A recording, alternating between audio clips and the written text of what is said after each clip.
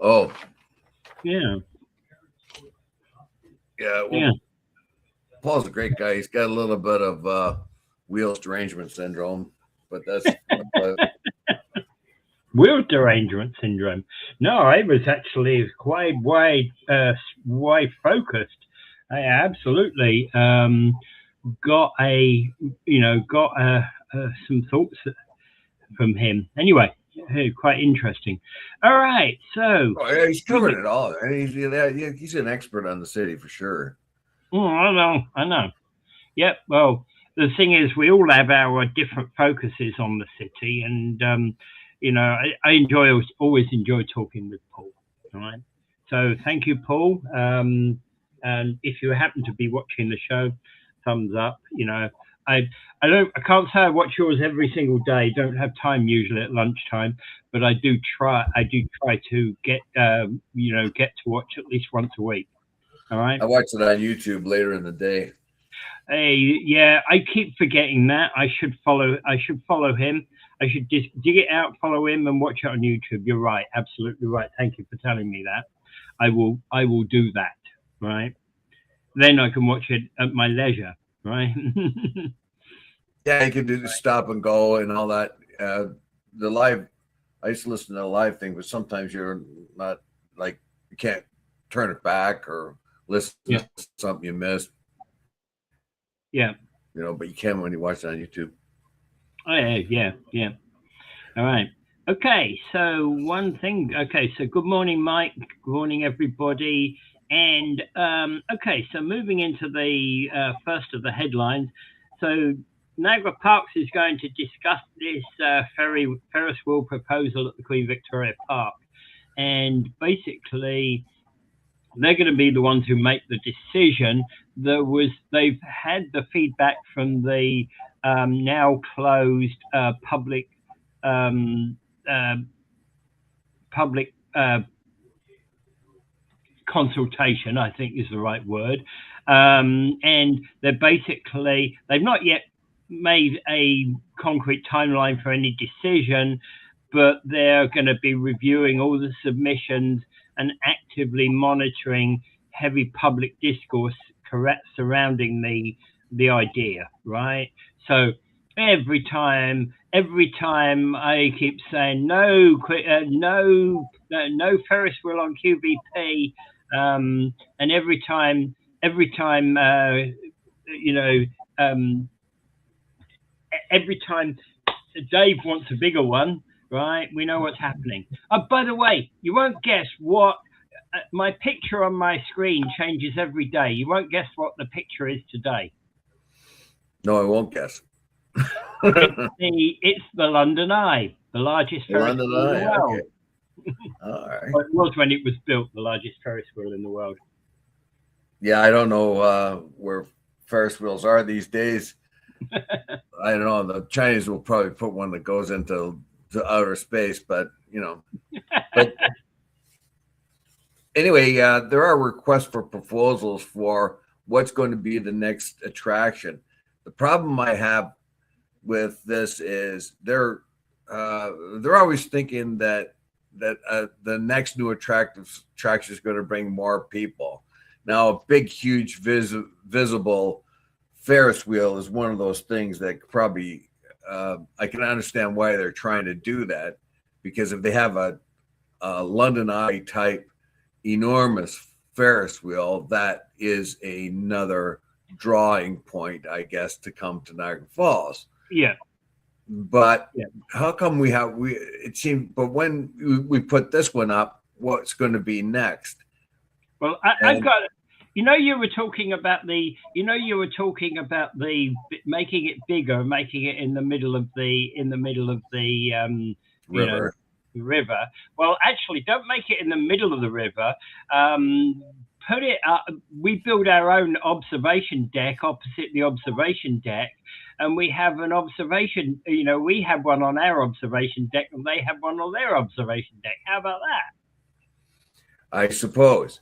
But the thing is, when you get right down to it, what's going to be the next attraction? And yeah, okay, if they build a huge Ferris wheel, that'll satisfy you know, the next sort of attraction that we need. Well, what's going to be after that? Yeah.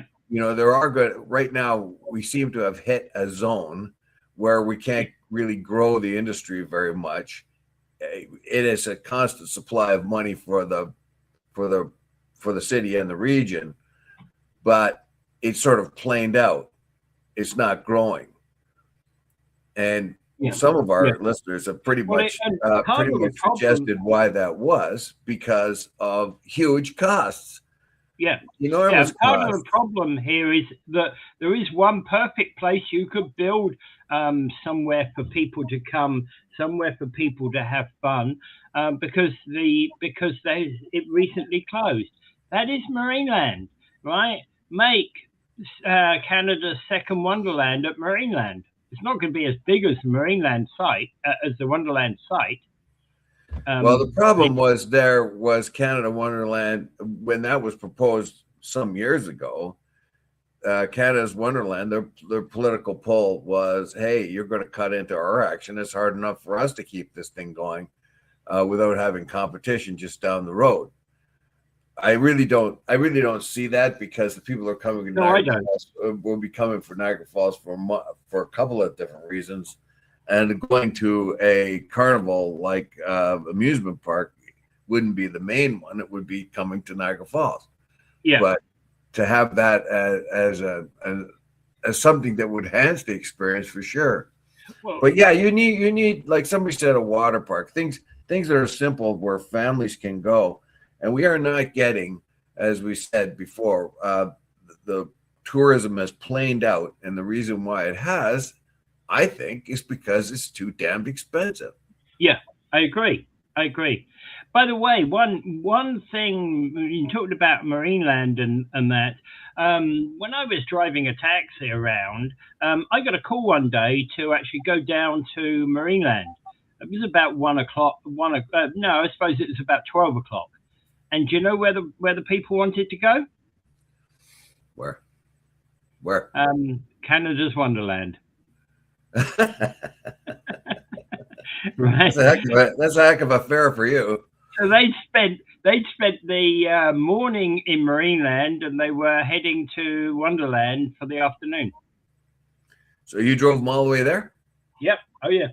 That's a nice fare, eh? Not bad fare, yeah. Yep. Right. Well, I used to do a lot of long distance stuff when I was working on that. Anyway, yeah. But okay, so there's a couple of questions are realistically around. So I want to know personally, and I don't think it's available at this moment.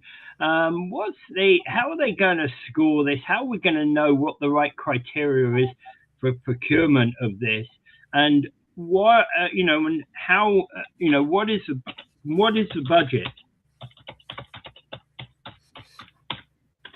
right? And I don't know that we'll know those sort of things. Well, it depends. There's a request for proposals out there. There's also feasibility studies and all that. I don't think that the province would say, okay, let's build this gigantic Ferris wheel here, without having done some sort of a feasibility study. But the problem here, of course, is if you build that, like, has anyone ever asked the people that already own the other Ferris wheel? Like, I think it's HOCO, isn't it? Yeah, it's HOCO. I mean, you're going to kill their business. Yeah. Like, nice. Are you going to compensate them? You're going to compensate them for that? That's that's a question we didn't. You're right. Absolutely, you're right.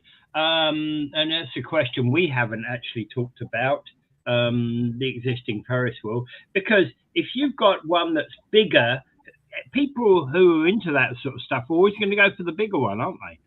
Of course, that's going to be the main one. Yeah. That's going to be the one that you want. So, I mean, how many Ferris wheels can the city have? Yeah. Now, anything to bring people here, that's good, okay, because we need tourist dollars here. But, like, my point is, okay, you might get this gigantic Ferris wheel, and then what? Yeah. After the tourism planes out and the tourists get used to that and it's no longer much of a novelty, what are you going to do next? Well, and how many times are you going to ride it before you get bored with it, Dave? Oh, I think upwards of 5,000. Really? Okay. Do you know Well, what? actually, a roller coaster would be more my thing. Yeah. Do you know? Well, exactly. Do you know how many times I will ride it? Absolutely zero. Well, definitely, if it was really high, like the Ferris wheel that got on Clifton Hill, that's no big deal, so it really didn't interest me much. But if they have a gigantic one, huge, I definitely go on that one. But then again, how much is it going to cost the tourist? Now, if you're going to have this this sort of signature Ferris wheel, how much is it going to cost the tourist? Like, I mean, everything down there costs way too much as it is. Yeah. You're trying to attract families in here. No wonder and I think, one of our listeners yesterday actually pointed out that it was too expensive in Niagara Falls. Yeah. If they're looking for ways of attracting more people, drop your prices. Yeah. They make the decision, and me. Okay, so put the Ferris wheel on Clifton Hill or tourism area without killing a park. Yes, that's 100%. Possible. Yeah, you could go a combination. Yes, it is foggy there and redesign their Ferris wheel and make it much bigger. Yeah. By the way, Mike, it is foggy outside. Right, at least here on my part of Niagara Falls. Ain't no sunshine when she goes. What's another case on? I don't know. Let's talk about We will get there, Rick. We will get there, Rick.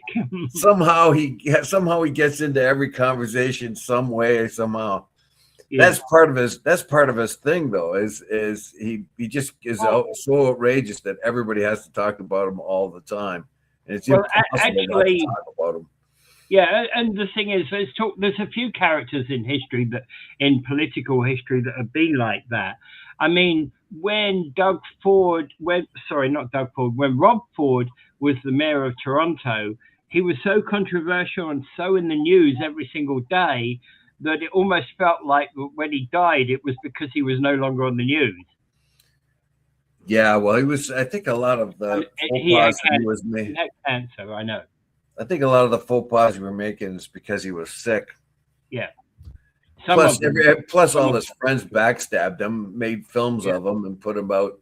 I mean, the guy, like, you can be you can have any opinion you want of Doug Ford, but when his so-called friends were backstabbing him and making films of him and making him look like a fool, when you're among your friends or in a place and you're talking confidentially to everybody and they're actually taking a film of you and then selling it to the news later on.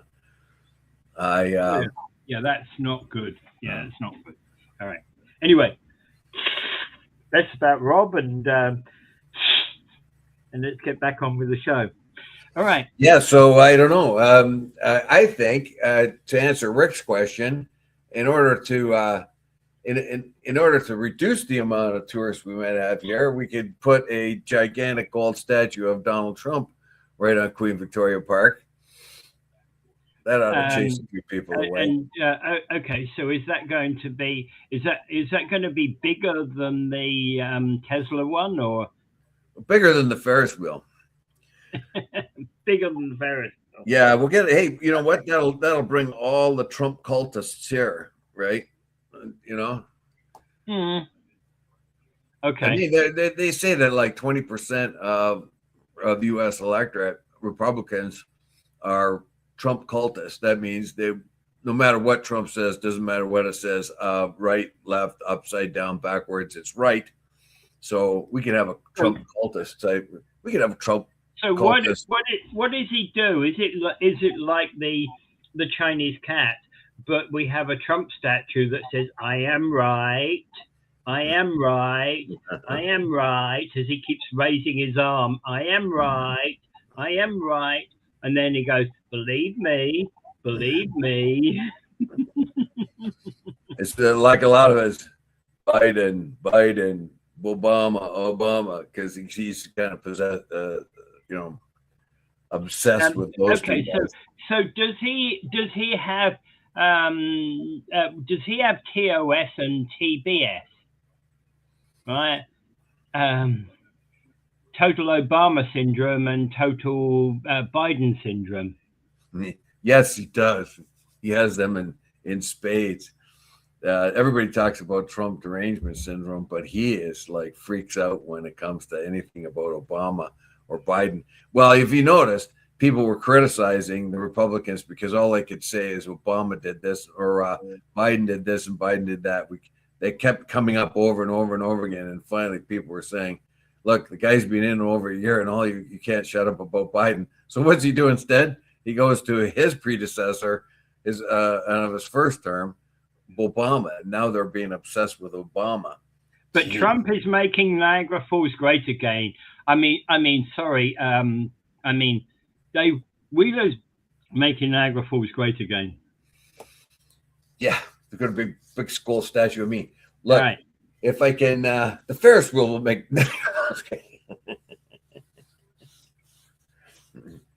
Yeah. Yeah. Well, right. Definitely. Our friends Gary and Paul have a bad case of wheels derangement syndrome. Okay. So moving on, Andrew Peller Winery is being sold to Fairfax Financial Holdings for $579 million. I'm not so sure I like this type of sale because what you're going to end up with is going to be some corporate, it's now part of a corporate management structure. Pellers will no longer be Pellers, if you know what I mean. Yes, and I see what you mean. It's going to be absorbed in one of those big, huge conglomerates. Yes. And, you know, in the conglomerate, it might have some wine companies. It might own some banks. It might own a construction company. Yeah. It might own car lots. Who knows? When I worked for Davy Construction one year, they accidentally gave us an issuance from their, from their board that told us all the different all the different companies that were involved in the conglomerate that Davy Construction was. It was huge. Like it was Bank of Nova Scotia, a huge amount of things, you know. So you're thinking these aren't even related to construction companies, you know, and it was amazing. But of course, they gave it to us by accident. I think they were pretty embarrassed. So all of us tradesmen getting all this financial reports, like, what do we need this for? And why do they give us? They did it by accident. It was supposed to go out. I hope you gave them to your financial advisor to get advice on them. Yeah, I've seen that, and actually, public companies are supposed to be open about what they do, so they actually are supposed to even tell staff what's going on. Yeah, but we were temporary, like we were hired for that job and no other job. Like we went in and did it. Oh, I get it. So I get it. We're from the union hall, you know what I mean? Yeah, but also remember that it's very often on the ground floor, unless you're actually the supervisor or something. Often on the ground floor, people are giving out that information and can't tell the difference between staff and contractors. Well, anyway, aside from that, yeah, I got one with Now Peller was a winery, and now they're being bought by a big conglomerate. Peller is a huge winery, isn't the second biggest in Ontario or something like that? Or is it Canada? One of the biggest? I don't know. I've not actually done any checks on. I've not ranked it. No, but yeah. And anyway, Peller is one of those that own other brands of wine, actually, like Wayne Gretzky and they got so Trio, 30 Bench, Wayne Gretzky Estates, Sand Hill Red Rooster Winery, Black Hills Estates Winery, and Grey Monk Estate Winery. Yeah, so they own those wineries. Now I don't know how if they were part of the developmental process. I remember Wayne Gretzky Estates coming on. So how do you then suddenly determine how does Wayne Gretzky fund? Does he buy vineyards? Does what? But actually, what he's done is just invested money in Peller, who then spawns off another brand. Exactly. You know, now your point is valid here that now it's going into a conglomerate. Now, this is being a wine industry. That's what it's focused on. That's what it's really good at. And it has been very successful at what it has done. And so you've got to wonder, you've got this very good wine. Will it now diminish because it's now part of this conglomerate? Will the proper attention be paid to the product that comes out the other end? Yeah, and exactly. I think yes, because it's in the best interest of that conglomerate to keep that company functioning as well as it did. The reason why they buy it is for that reason. And just as a historical record, by the way, Andrew Peller planted his first vineyards in the Okanagan Valley in British Columbia, and in 1961. After arriving in Canada in the 20s. So he subsequently opened wineries in BC, Ontario, and Nova Scotia. So that, it's not just what we see here in Ontario. It's a much bigger concern than that. Yeah, it says here too that so the $575 million transaction, now that's been a non-voting shares are $8 per share. So everyone's done pretty good here. But what's going to happen here is the winery is going to go off the public holding. So there's not going to be any more reports because there are not going to be public shareholders, basically. It's coming off of the Toronto Stock Exchange, from what I can understand here. Yeah. It's becoming private. It's becoming part of Fairfax Financial Holdings. So it's being held as part of a conglomerate. I think that maybe the shares, probably the shares do come off the market, but the company will still remain as a viable subsidiary, I would imagine. It says here that, it is the second largest after Arterra. It wines in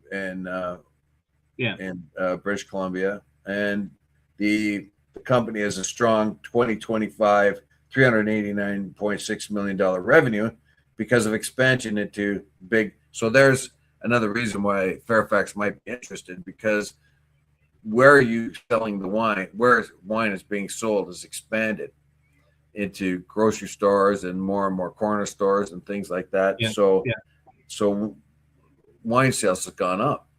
And that follows, so they had a big, that's followed. Net earnings was a 2.9 million loss in 2024.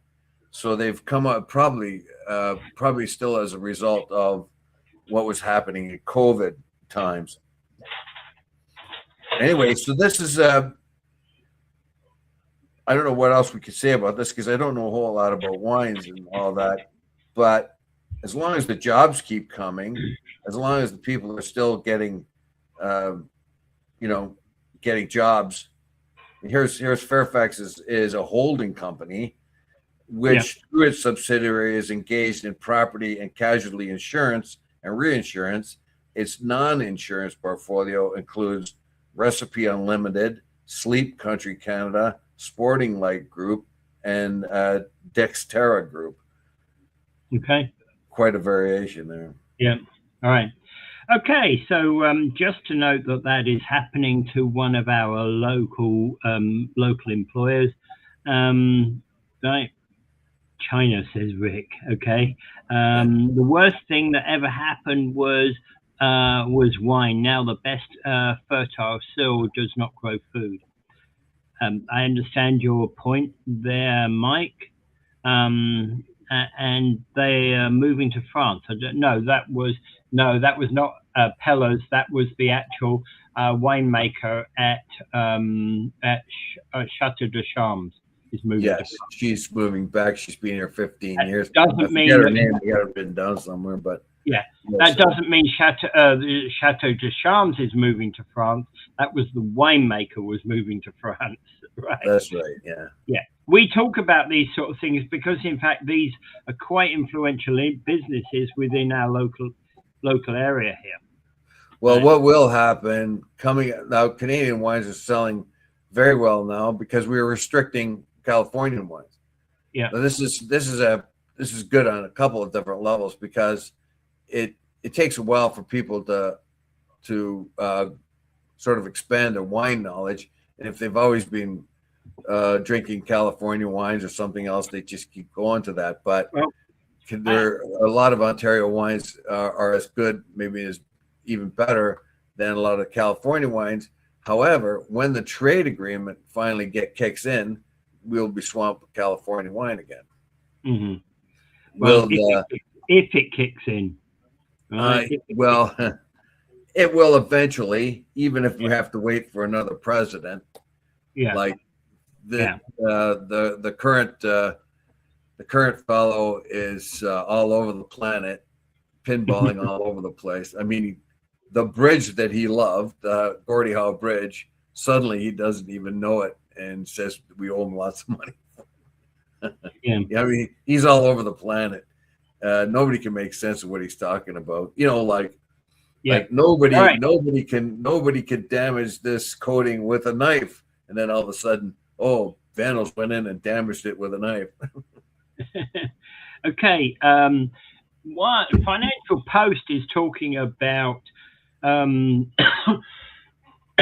Bank of Canada's discussions about latest rate setting decision, and they're basically saying at the moment we're facing a weak economy with rising inflation, and this is setting them a dilemma because they've been trying to hold down the bank rate because of how that impacts a lot of people across the country.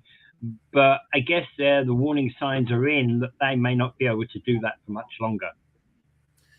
Yeah, it's a combination of a couple of different things: war and tariffs.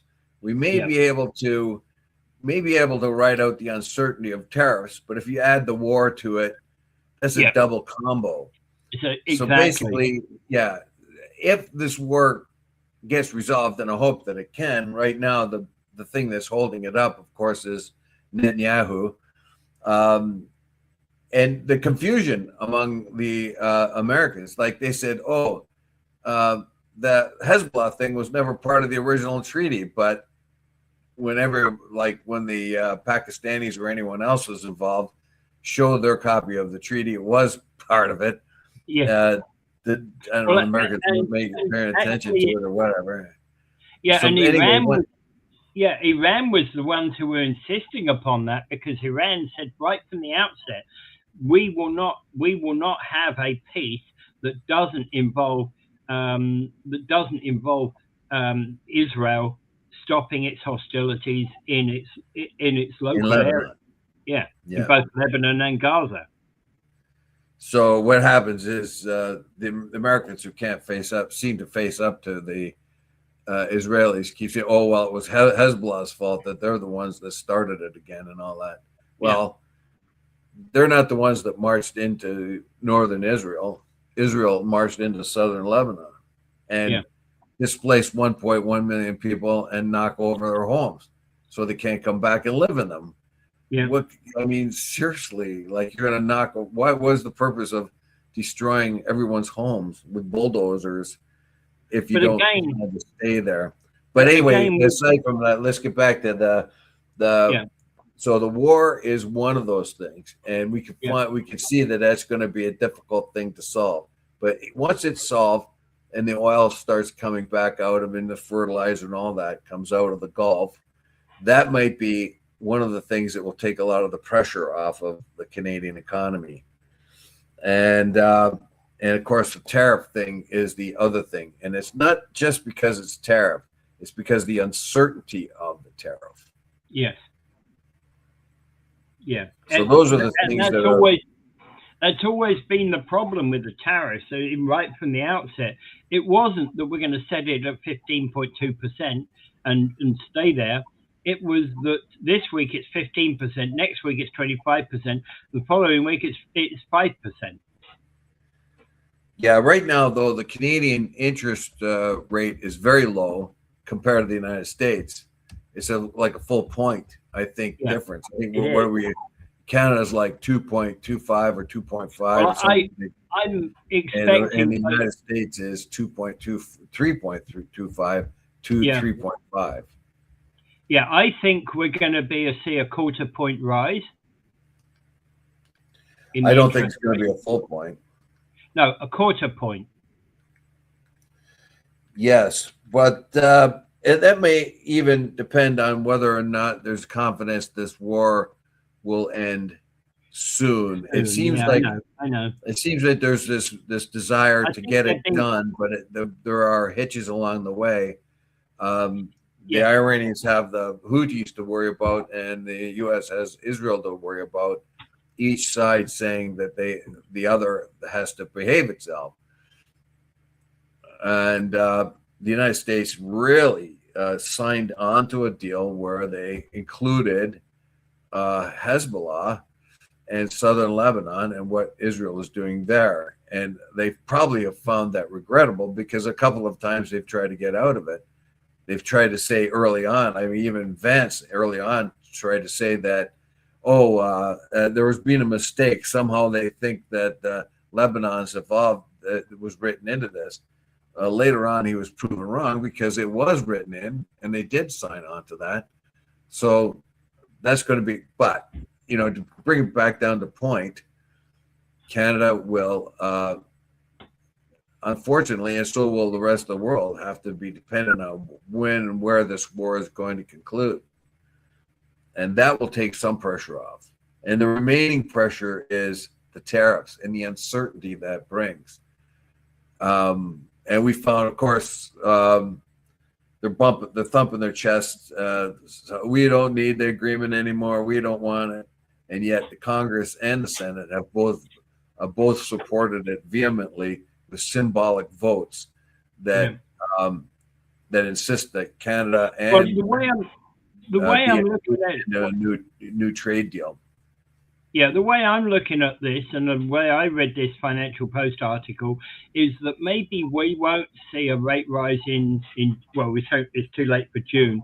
Maybe we won't see a rate rise in July, but I do expect that come August or September, we might see 0.25% increase in the bank rate.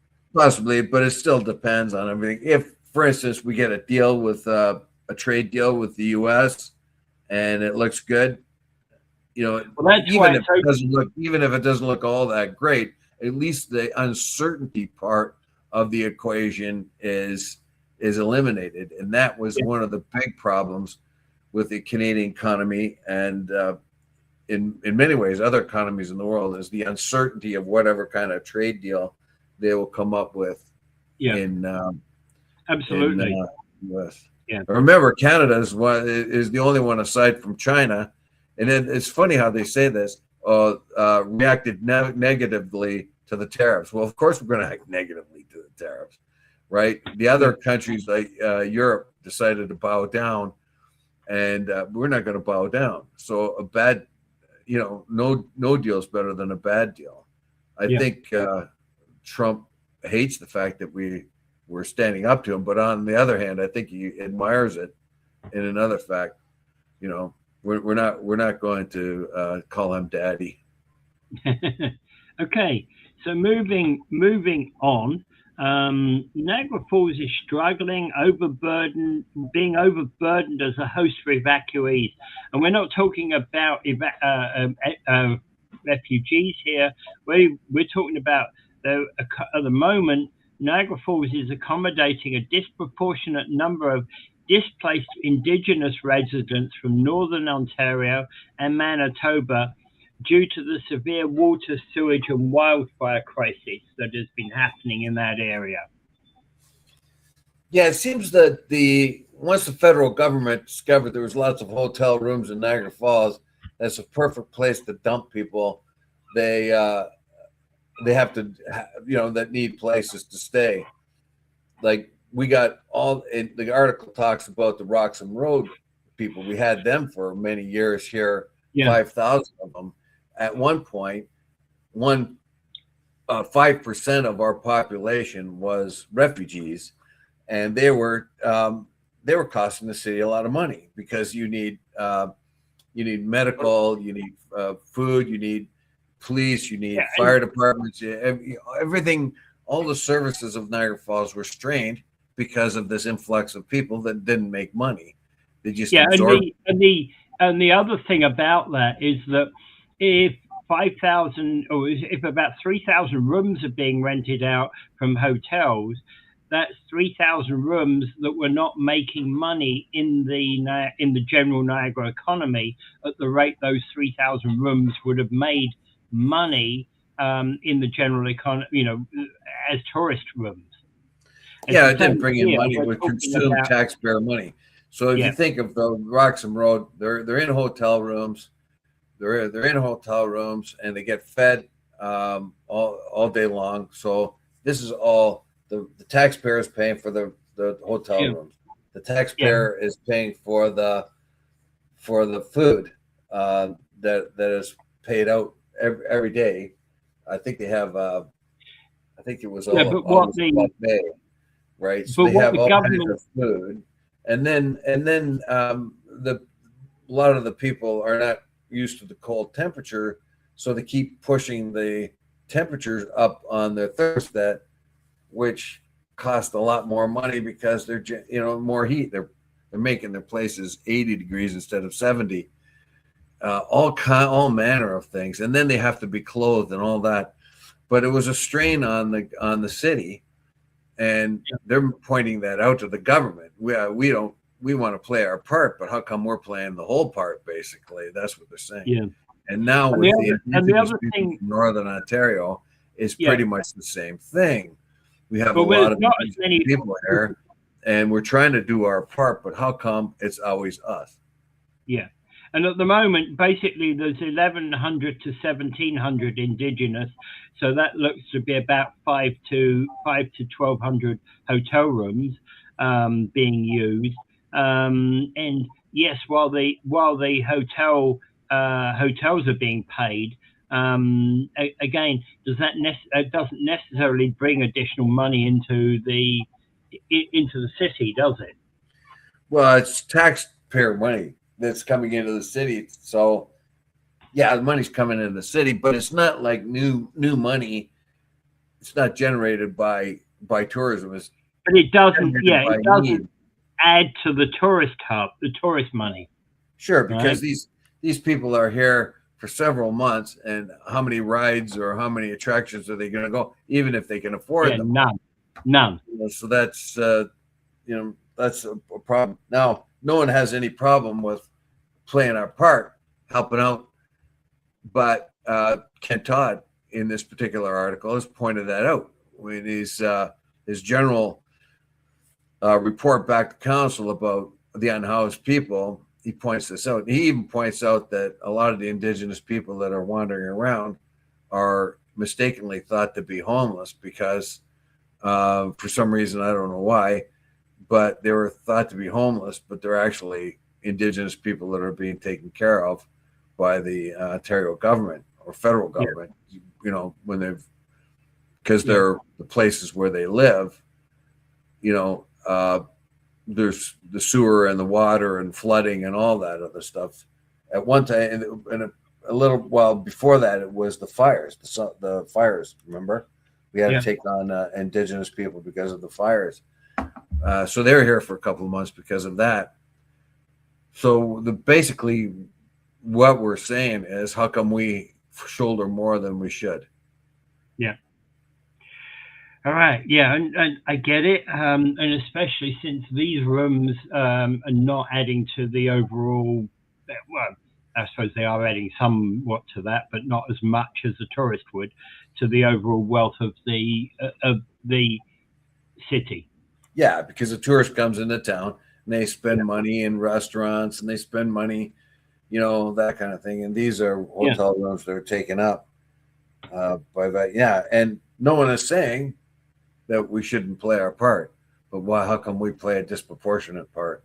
It seems like the federal government once they decided to dump the Roxham Road refugees here, that's got now they have no other idea. Okay, any problem we have, we're evacuees from native reserves. Okay, put them in Niagara Falls. yeah, But it does kind yeah, of make sense. We have all these hotel rooms, so yeah. in that one It sense, makes sense. It makes sense in the winter, but I bet in the summer those hoteliers don't want them. the hoteliers are fine. They're making big bucks off of it. It's what happens after that. So you have people taking up rooms that could have gone to a tourist that would be spending money in town. Yeah, But the big issue here was the strain on the amount of services that the city and the region has to come up with an extra influx of population. When we yeah, had the Roxham Road people, we were 5% of our population was refugees. So that yeah, put a strain on, they don't have family doctors. So where are they going to go? They go to an emergency. So yeah, you and I want to go to the emergency, and and you look around and it's full of Roxham Road people. Of course, it's going to be irksome. It's yeah. going to be, plus All it right. isn't fair for the citizens of Niagara Falls to incur the cost of extra people, extra policing, extra hospital care, all that, more education. We saw what would happen in the education thing, where schools schools in Niagara Falls were there was a bunch of new students put upon them suddenly, and the province wasn't coming up with any extra coin. You had Salvation Army, Project Share, and all manner of other places needing extra winter coats and boots and all that stuff because they came here in the wintertime and the government just dumps them in a hotel and say, hey, there you go. And it Mhm. was up to the services of the city, including Salvation Army and Project Share and everything, to find boots and coats for these people. Yeah, You know, yeah. All thank you right. very much, Ontario. Thank you very much, Justin Trudeau. Thank Yeah. you. Okay. So, all right. So it's time once again to look at the Niagara Falls candidates. Um, okay, so there's one point here. At the moment, we have a straight fight between Jim Diodati and Kevin Martineau for the mayor of Niagara Falls. Um, I hope people listen to this one. No more candidates in the mayoral race. Let's make it a straight two-person race, right? Understand and look at what both Jim Diodati and Kevin Martineau bring, what their platforms are. Let's have a straight race between these two people, and not a string of useless candidates, please. Right? Yeah. Moving on to city councillors. This is in the order in which they actually put their cards in. We've got Laurie Lococo, we've got Mona Patel, we've got Sheila DeLuca, we've got Brad Pine, we've got Jitto Tom. That's an unusual name. Don't know anything about him. We got Brian Winrow. Sorry, I mispronounced that name. We've got Darlene Kane. We've got Celia Taylor, and we've got Jodie Burdett. Now, this is starting to get to be too large a list, guys. Let's see some focus from alternate candidates. I do notice that at the moment, as we sit right now, the only current standing candidates that have put their hat in the ring have been Laurie Lococo and Mona Patel. right? Yeah. Well, I don't know. We can have as many as we want. I think it's kind of good that we're getting a variety of different people coming in. I haven't heard of most of them though, I and know, you know. so we'll have to see what they're up to and what they bring to the table. Yeah, absolutely. Well, that's the whole point of bringing them up at the moment. Niagara School Board of Niagara trustee candidates include Helga Campbell and Steve Nichols. I believe Helga's a pre-existing; she's a standing candidate already, person already. And on the Catholic District School Board, we've got Caruso Marino and Bruzisi, Joseph Bruzisi, um, and Jim Marino. Jim Marino. The email is mayor86@cogico.ca. Interesting. Well, I think anyway, Yeah. this Laura And Lori for Lacote, sure. I think she's like a shoe in, just because of the body of work she has and the dedication she's put yeah, into it. yeah, And if you didn't even know her, you know that she does not have another job. She only does counsel. So because she has like if you didn't even know her, she has the time to devote to counsel more than others that have jobs. So yeah. that just in itself is a reason why. But when you look into what she's done and the efforts in which she's a natural for this. Well, This is my what big she should have question, been doing all her life, I think. my big question of the ones that have been the candidates that have been stood to date, you've only got her and Patel that are existing candidates. What is going to happen with the other six councillors, and what is going to also happen with the three regional councillors? My feeling is that probably Bob Gale is going to step down from politics at this point. I don't know. I've got a feeling that Kim Crater will throw his hat in the ring to become a city councillor again. I But doubt it. I doubt it. well, he seems to be very active on social media and doing election type things, if you know what I mean. So that's what leads me to think he's going to put his name in the ring. Well, he probably will get elected if he does go because he's well known. Yeah. He's a well known politician around. Yeah. I never know whatever happened to the. There was controversy around when he was a provincial parliamentarian. That was nonsense. That was complete nonsense, complete rubbish.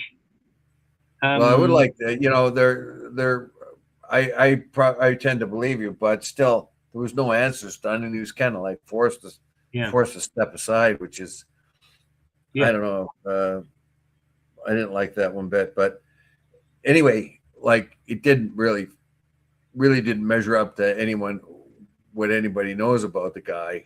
It just didn't fit.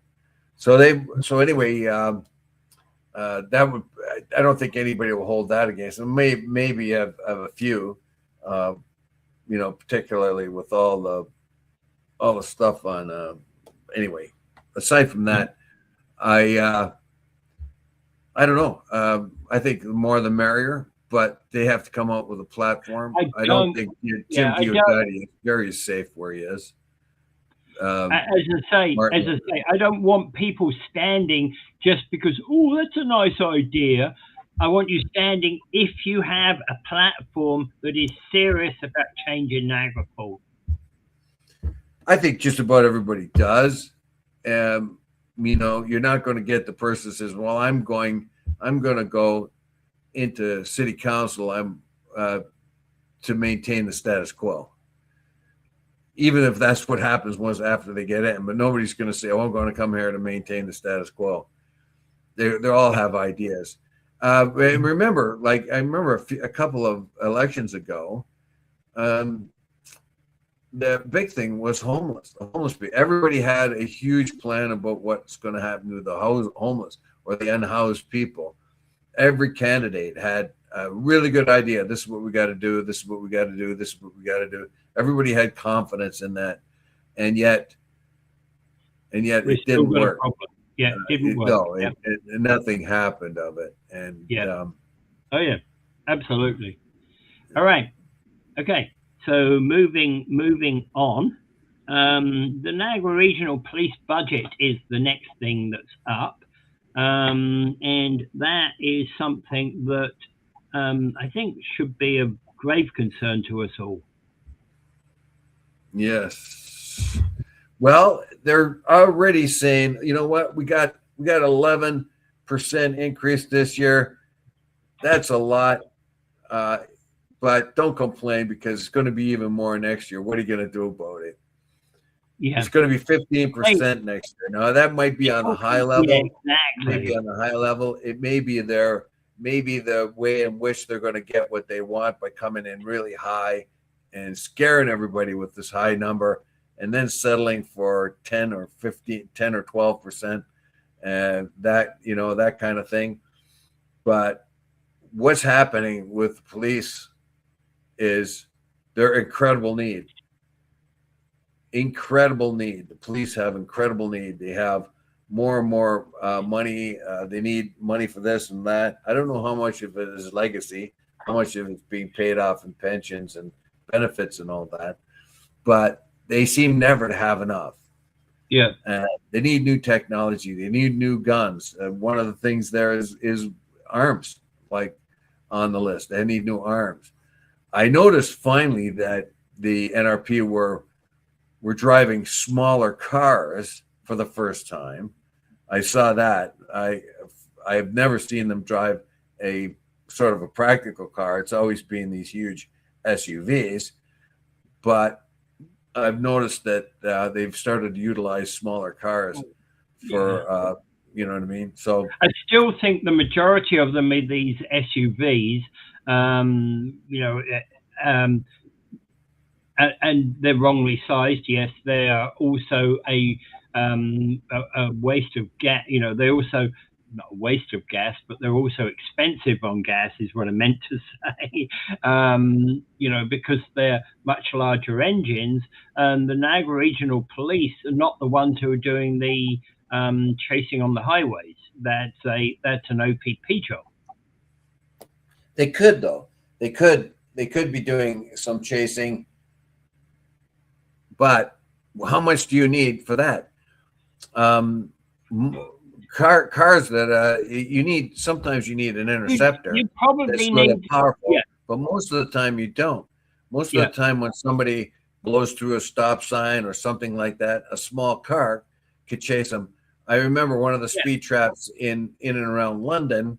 There was a car, a little 6-cylinder car that was it was just a little, unassuming little car, and the cops would use that, and it was an unmarked car. Well, and they would take off.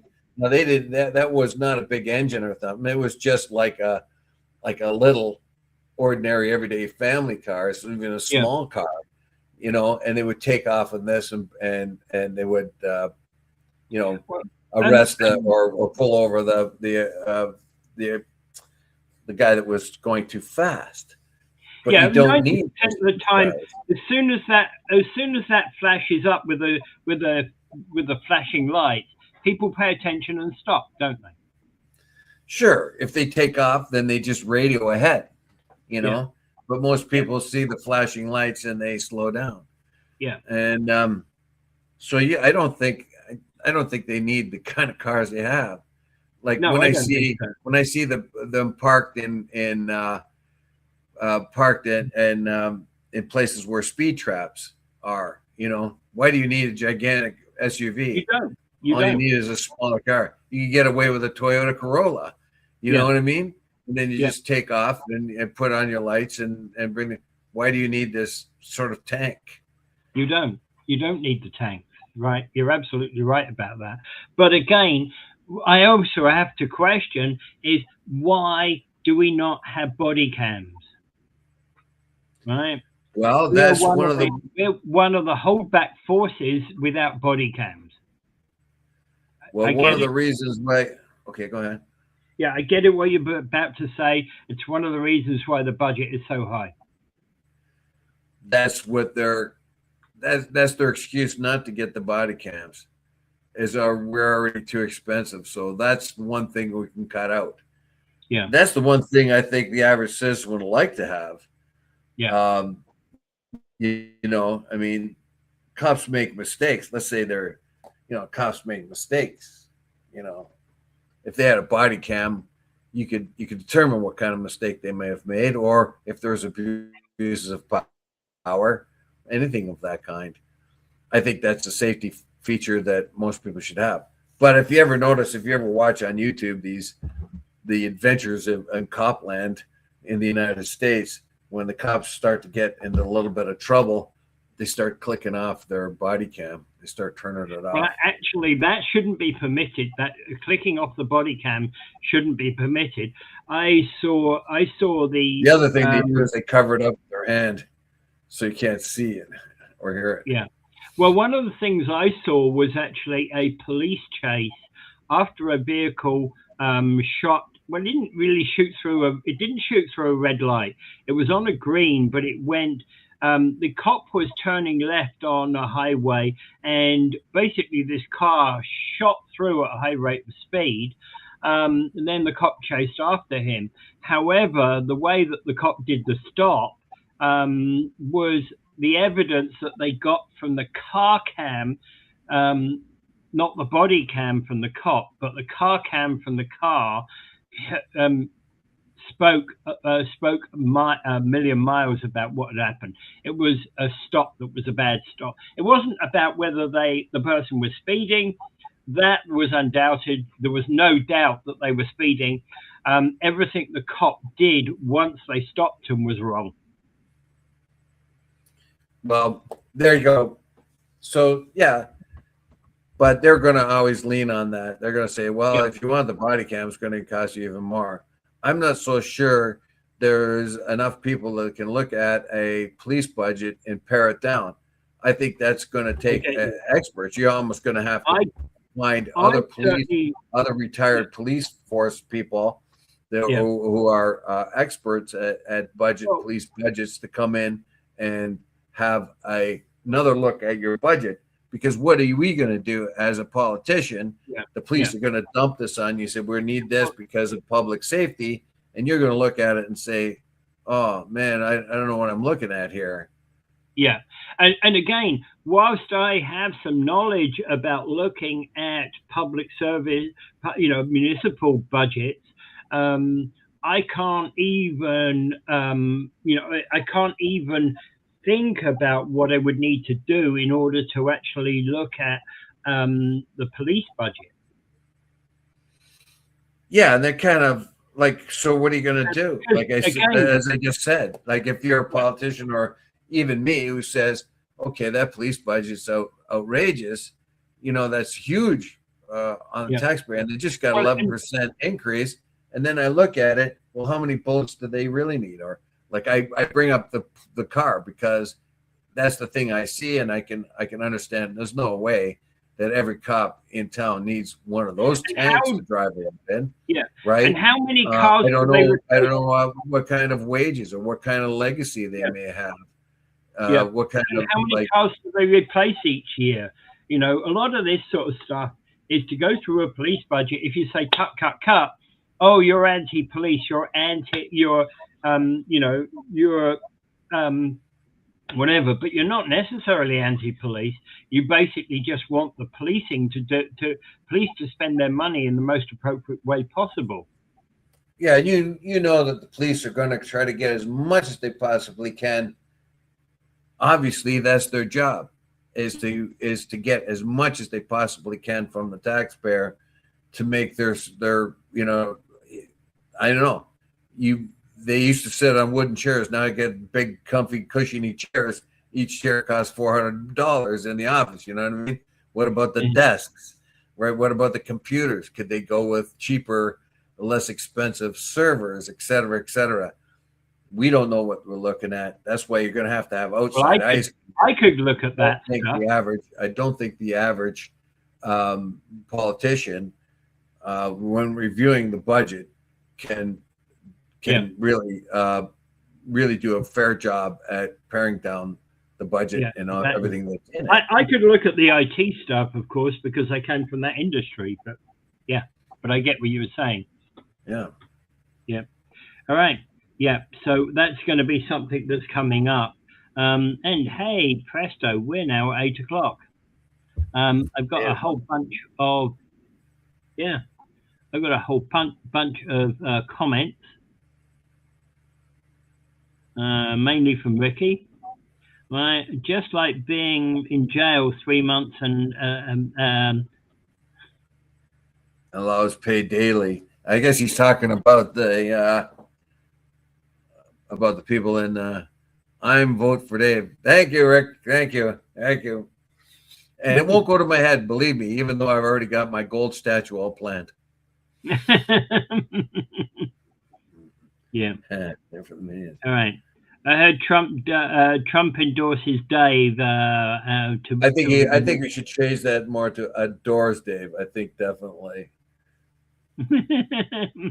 Well, actually, I did put out the challenge for a steel cage match, but he could have had it done right there on the White House lawn.